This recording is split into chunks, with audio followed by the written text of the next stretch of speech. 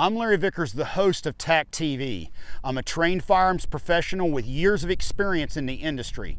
So unless you're properly trained, never attempt anything you see on this show, ever.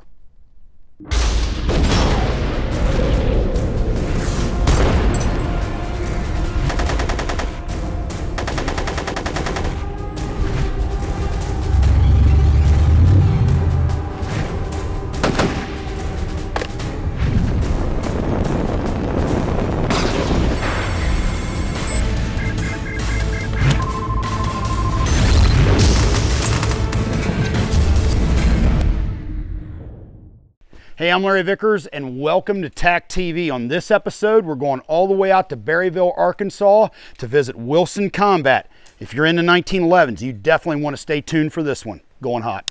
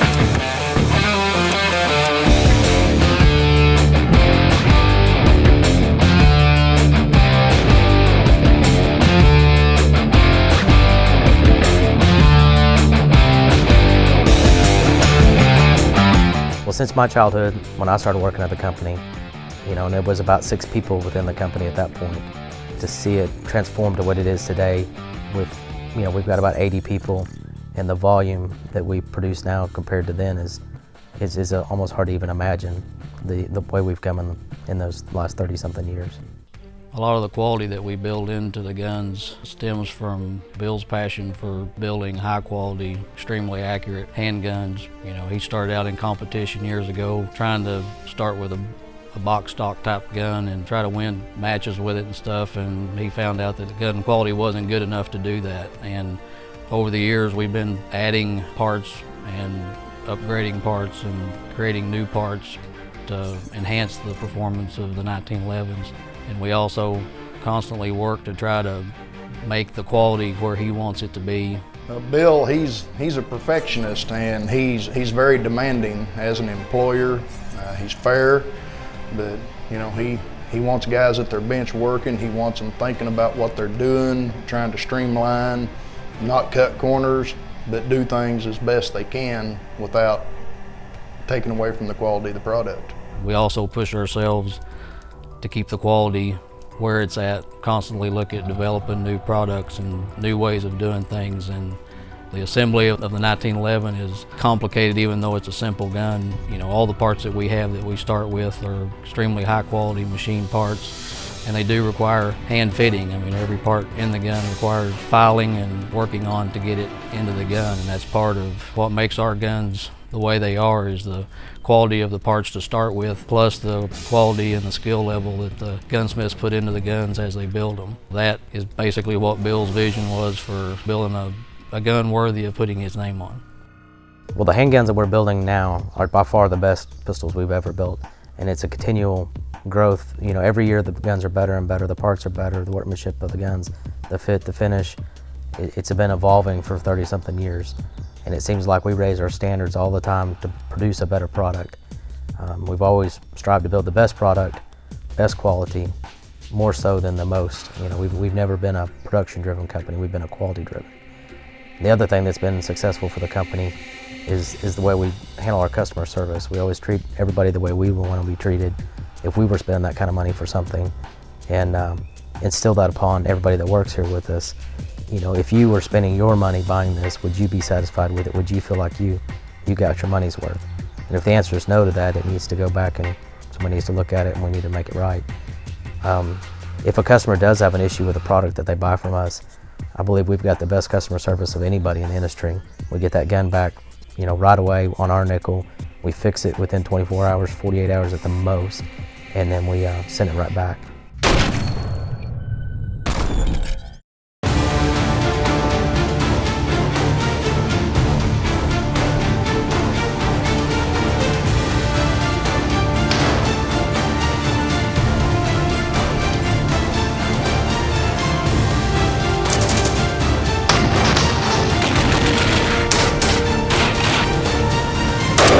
In the world of red dot sights, there's aim point, and then there's everything else.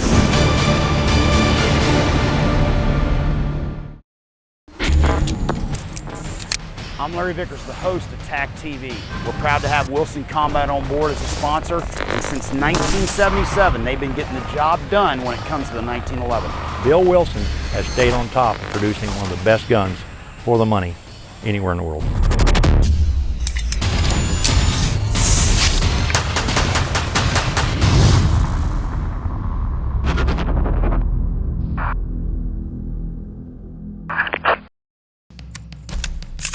When precision matters, when performance is everything, when quality is essential. With complete weapon systems, free float rails, and cold hammer forged barrels, Daniel Defense is a leader in small arms manufacturing technology. When the next shot could save your life, I trust Daniel Defense.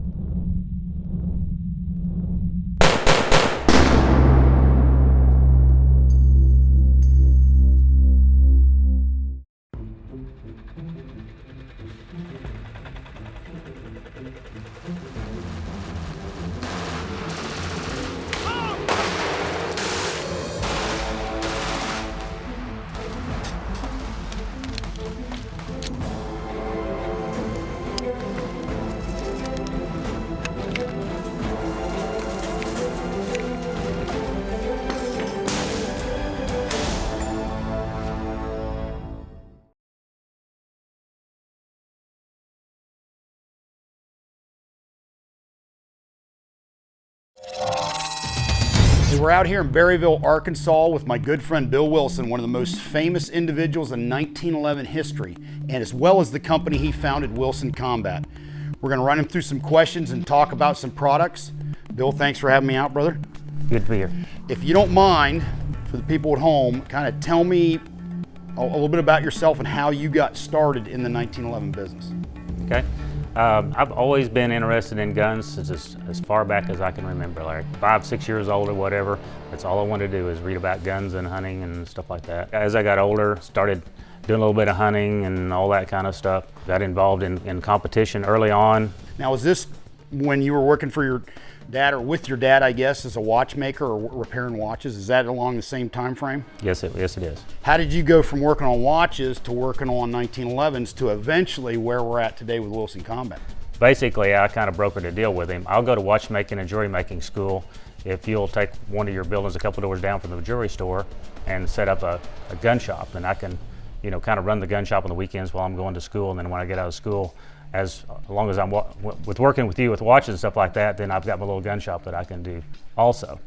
Well, he didn't think that deal out too well because obviously, when I got out of school, I had zero interest in working on watches and doing jewelry repair, and spent all my time on the gun side of it. But how I got actually involved in building 1911s and doing that sort of work, IPSC started to get formed at the Columbia Conference and all that. I got very interested in it, and I went up and shot a match up there, and saw that, man, I got to have a custom gun, because all those guys, Ken Hackathorn and all those guys, had their custom 1911s, and so I had a well-known gunsmith at the time build me a gun.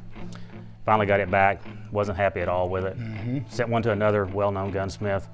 Was a little happier with it, but still, it wasn't exactly what I wanted. And so, I thought, I've been working on watches and making clock parts and jewelry and stuff like that, surely I can work on a 1911 handgun. Did one for myself, and then next thing you know, a buddy says, build me one, and I built a buddy one, and then another buddy, and next thing, and I was like, okay, well, I'm not making any money in the watch business, and I'm not really making any money in the retail gun business, even though I'm enjoying it. So what the heck, let's see if I can make a living working on 1911s. Now, Bill, you guys have been in business since 1976, is that correct? Is that when Wilson Combat started? Yeah, fall of '76. How have you stayed in business and been successful and grown over that period of time till today? Well, I attribute all of our success to basically three things. Initially, we did quality work on customers' guns, and then we went into producing quality product. And then from day one, it's like, make sure that the product's right when you ship it, and if for some reason the customer has a problem, make sure you take care of it. No matter what, if you lose money on that transaction or whatever, make sure you take care of the customer.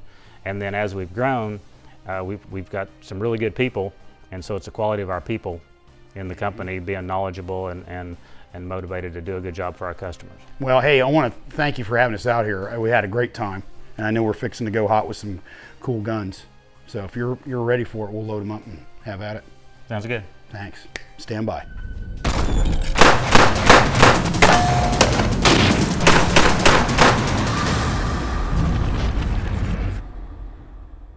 Hunting takes total awareness. It's you versus your quarry.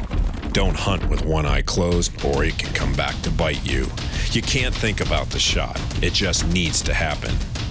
No matter where you go, no matter what you hunt, you need confidence, because the moment of truth lasts just seconds. When it all comes down to making your shot, and failure is not an option. I trust Aimpoint. Aimpoint hunting sites give you the edge. They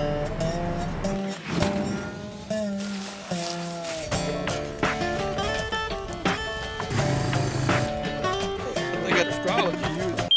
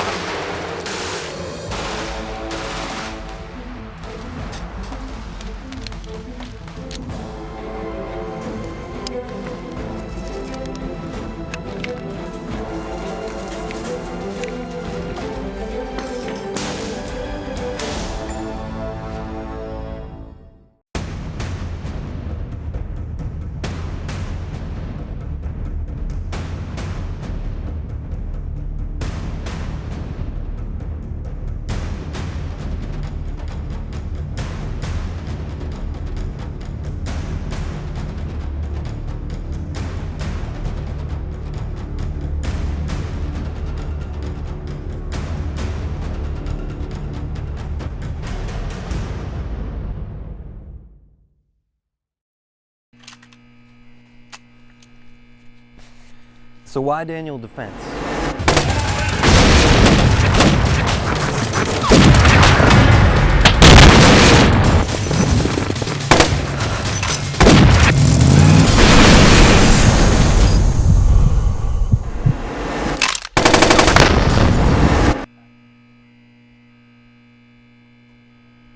I'll take it.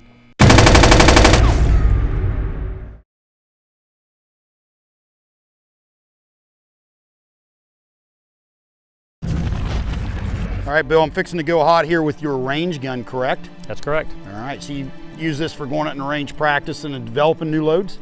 No, that's just strictly my blaster. Go out the range, feed it normal IDPA, HG68, loads. Have at it. Cool. I'm gonna try it out, bro. Going hot.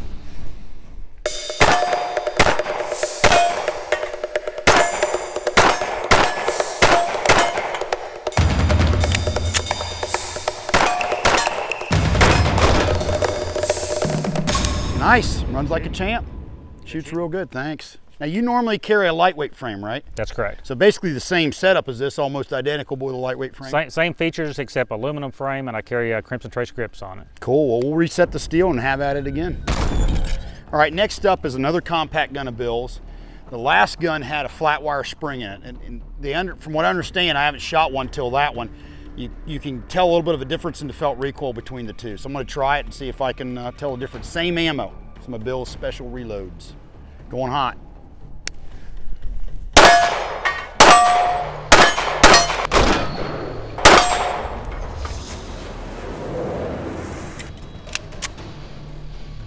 Yeah, I did notice it. Okay. Now between the two.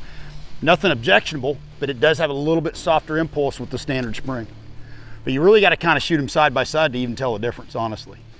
But yeah, what you bring to the table with the flat wire spring, though, I think is well worth the trade-off. Yeah. All right, next up, Bill, I'm going to try out Ryan's personal blaster here in 45 ACP that he loaned me for the show with some of your IDP AM. Let's go. All right, here we go.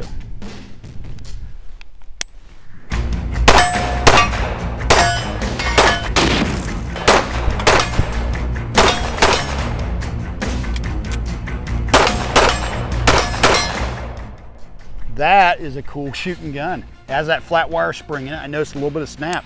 That gun shoots nice. Cool, time for the long guns. All right, I'm back out here with Bill Wilson, and the first long gun caliber we're gonna talk about and shoot is the 7.62 by 40, one of Bill's favorites that he developed. Correct? Correct. All right, fixing to go hot.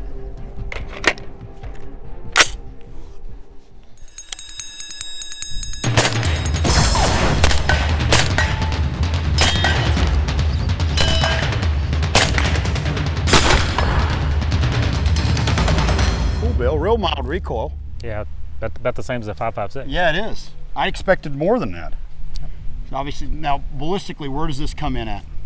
We're about 100 feet a second ahead of the blackout with a similar bullet. So it's pretty close to an AK round out of just slightly more velocity than an AK. And of course, round. it's going to feed a whole lot better because you're using a standard configuration magazine, correct? Feeding has been 100% on it.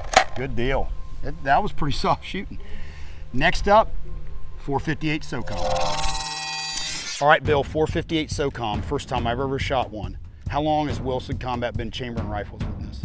In the 458, we're just starting to. Oh, really? Is this brand new? It's a prototype rifle. Bill, tell me what you know about 458. I know I've killed lots of hogs with it, and they are very impressed when they get hit with that 300 grain X bullet. Really? Good deal. I'm going hot. Kind of interesting, I noticed the magazine with this is single position feed. Yep. Just standard unmodified Lancer mag. Okay, here we go.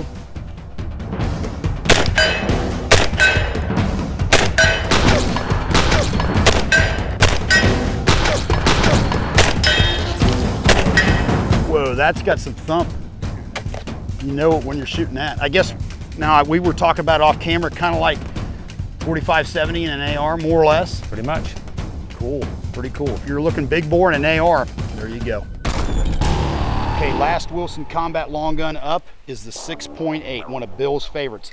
I noticed, Bill, it says 6.8 SPC2. Tell me a little bit about that. Well, you know how the 223 and the 5.56 are different chambering. Basically what it is, you got a longer throat on the 5.56 chamber so you can shoot higher pressure rounds.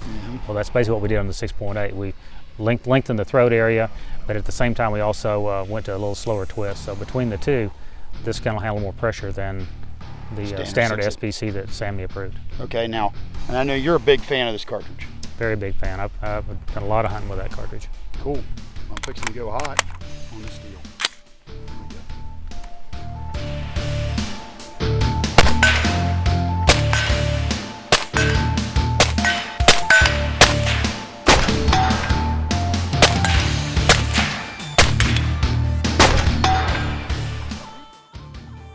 Deal, bro. Shoots pretty soft. Yeah. So overall, you think this is about the best thing going? I think it's the best all-around cartridge you can put in an AR platform. Good deal. I hope you enjoyed the Wilson Combat caliber lineup and their long guns. We're going to take you back to the shop for more from the workbenches of the gunsmiths at Wilson's.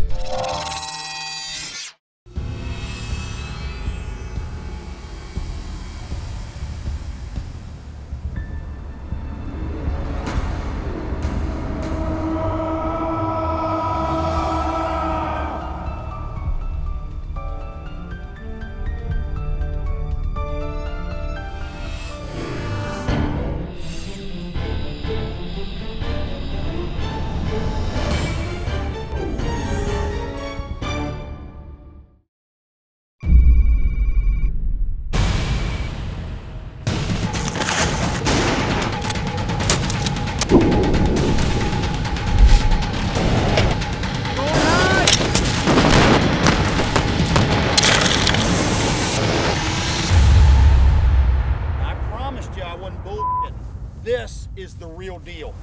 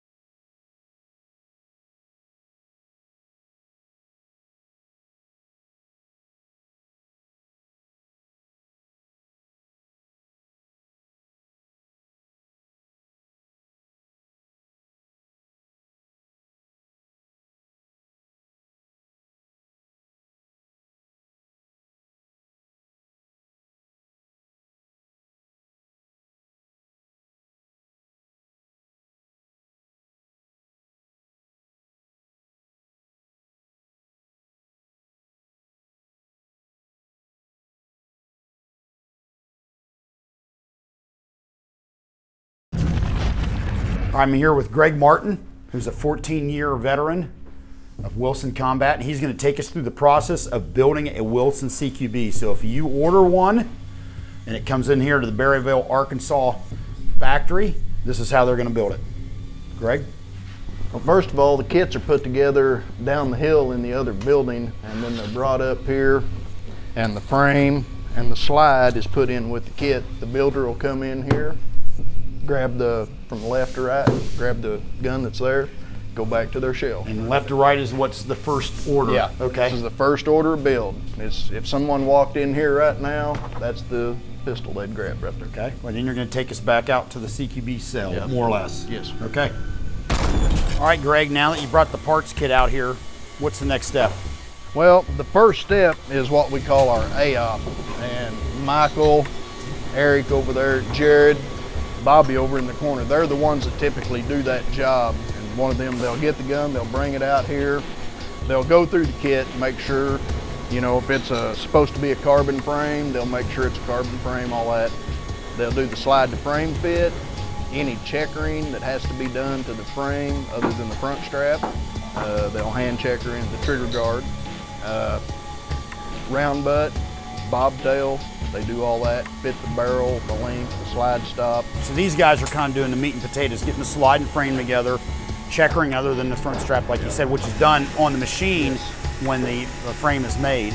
And then at the BOP operation, that is the extractor, the firing pin stop, throating the barrel, chambering the barrel, the feed ramp, a speed chute.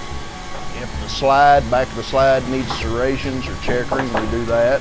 The mag catch, such as that, is what the BOP operation is. Okay, so once AOP and BOP's done, then it goes to the trigger.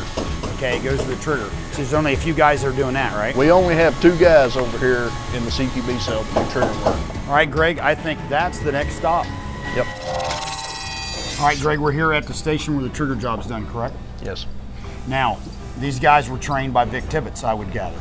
Yes. Yeah, because I know Vic trained me back in the day, and he is a maestro at 1911 triggers. Yes, sir. So he passed on his knowledge to these guys. Cool. Now, how long do they normally take doing a trigger, and where do they need to get it in poundage-wise? Well, typically unless it's specified by the customer, 3 3/4 pounds. 3 3/4 pounds. So how long usually does it take for the guys to do that? Hour and a half. Okay, now the trigger's done. Where do we go from there? Well, from here we go over to the prep station. All right, let's do it. All right, Greg, we're here at the prep station. Yes. Okay, now take us through what they do here.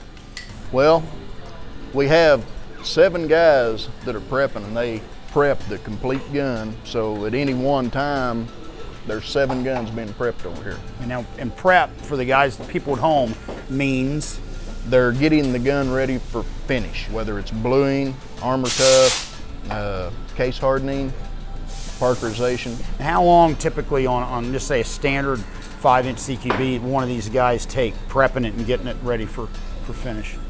I'd say probably 3 hours. Okay. Armor tough gun, probably 3 hours. A blued gun, probably more. So once it's done here, What's the next step after that? It goes to finish, whether we send it off for bluing or case hardening. We actually apply the Armor Tough finish here in-house and parkerization also here in-house. And that's where it will go. And then until it comes back from finish, then it goes to what we call final assembly. Good deal. Well, I'll tell you what, let's head to final assembly since it's right across the room. Yes, and sir. check it out. All right. Okay, Greg, the CQB's been painted, let's say with Armor Tough, and now it's back here. And it's ready for final assembly. Yes. This is actually a very important step. Obviously, when they get the gun back from finish, the first thing they're going to do is unwrap all the parts, the frame, and then at that point, they just start putting the gun together slowly, getting the slide onto the frame, making sure all the parts fit, and even putting the sights on the gun here. Double check the extractor tension, they double check the work order, make sure everything's done. You know, if it needed the rear of the slide serrated, they make sure that hasn't been skipped over and missed. So they go down that checklist and make sure everything's been done. These guys double check everything we do. Okay, so once these guys have put the gun together and they went through the checklist, double checked it, where does it go from here? It goes to test fire. Okay, let's head there. All right. All right, Greg, we're here in the test fire range. Take us through what happens here. This is where all of our hard work inside the building is put to the test. All of our guns are test fired here. They use at least 3 different types of ammo: lead, hardball, hollow points with each of the guns. It's hard work. Stand out here and pound out 2,500 rounds of ammo a day, you know. Is that a pretty typical amount between a couple of test fire guys? Oh yeah, yeah. That's a lot of shooting. You know, when you're looking at, you know, 80, 100 rounds per gun at the number of guns we're putting out, it's a job. Yeah, no doubt. Now, once they do this, everything looks kosher. They come back in here Yep. for clean up and wrap up, right? Yep. Let's check it out. All right. All right, Greg, once we come out of test fire, guys clean the guns, and they're ready to go out the door. Yeah, they clean the guns, they inspect all the finish, once again make sure nothing has happened through the test fire process, double check all the paperwork, make sure everything's done that's supposed to be done to the gun. They get it all back together and get it ready to ship, go down the hill and ready to ship to the customer. Cool. And matter of fact, I saw when I did test fire, they tape actually in front and behind the ejection port so the casings won't come off and mar the finish, which is a nice little touch. On stainless guns, blued guns, they'll tape the flats on the slide. They'll tape over in the front and back of the ejection port just to make sure no brass dings, anything like that. Good deal. Well, that's pretty cool to watch it go through the whole process. You know, I built many guns, but I didn't have to worry about this style of procedure going to different stations. Pretty cool. So it stays essentially in that box until it's ready to go out the door. Exactly. The only time the gun leaves that box is when it goes in to the gun rug that the gun shipped in right here and sent down the hill for shipping. Good deal. Well, thanks for taking us through it, bro. I know I enjoyed it. I know the people at home will. And I'm sure you'll be getting some orders and add to that back order list on Wilson Combat Guns. Sounds good to me. Cool. Hey, if you like what you saw in this episode, make sure you go to wilsoncombat.com to check out more. Now, I've been a big fan of Wilson's for a long time. I've used their 1911 products for years with excellent results. If you haven't used them, I highly recommend you do so. That's all I got from here. Larry Vickers for TAC-TV, out.